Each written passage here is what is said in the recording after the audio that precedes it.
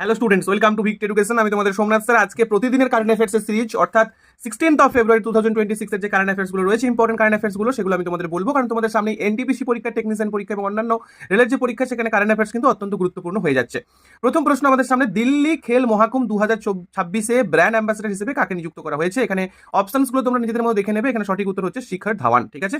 এবং কিছু এক্সট্রা ইনফরমেশনও কিন্তু এখানে দেওয়া রয়েছে, সেগুলো তোমরা অবশ্যই নোট ডাউন করে নেবে ভিডিওটা পজ করে, ঠিক আছে।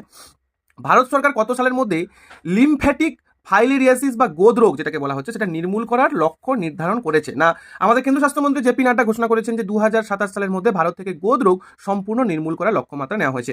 ইন্ডিয়া এআই ইম্প্যাক্ট এক্সপো অর্থাৎ ইন্ডিয়ান এআই ইম্প্যাক্ট এক্সপো কোথায় অনুষ্ঠিত হচ্ছে? এটা অনুষ্ঠিত হচ্ছে ভারত মণ্ডপম সেন্টার দিল্লিতে, এবং এটা উদ্বোধন করেছেন কিন্তু নরেন্দ্র মোদী। 16ই ফেব্রুয়ারি প্রধানমন্ত্রী নরেন্দ্র মোদী দিল্লি ভারত মণ্ডপে এক্সপো এবং সামনে উদ্বোধন করবেন, অর্থাৎ এখনো করেননি, আজকে করবেন, ঠিক আছে।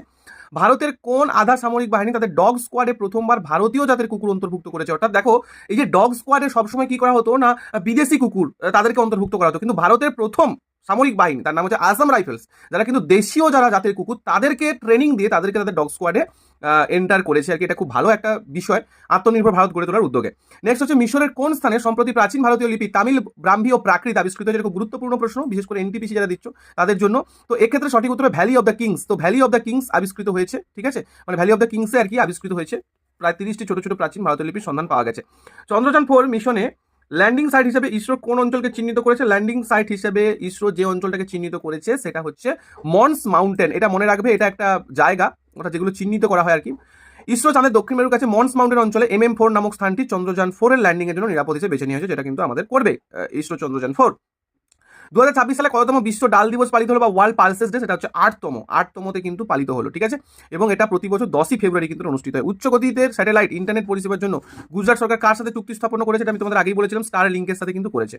জমির মালিকানা নথিতে কিউআর কোড ব্যবস্থা চালু করেছে কোন রাজ্য? সেটা হচ্ছে উড়িষ্যা। উড়িষ্যাতে কিন্তু এই কিউআর কোডটা চালু হয়েছে। নেক্সট প্রশ্ন এবং লাস্ট প্রশ্ন, লোকসভা স্পিকার ওম বিড়লা সম্প্রতি কোন রাজ্যের বিধানসভায় নেভা অ্যাপের উদ্বোধন করেছে? দ্যাট ইজ বিহারে। এবং আরেকটা এক্সট্রা ইনফরমেশন দিয়ে দিই, বাংলাদেশে তোমরা নিশ্চয়ই জানো যে নতুন গভর্নমেন্ট ফর্ম হতে চলেছে। তো সেই গভর্নমেন্টের অনুষ্ঠানে, শপথ গ্রহণ অনুষ্ঠানে তারেক রহমান, বিএনপির যিনি প্রধানমন্ত্রী হতে চলেছেন বিএনপি পার্টি থেকে, তো সেখানে অংশগ্রহণ করতে চলেছে কিন্তু এই ওম বিড়লাই।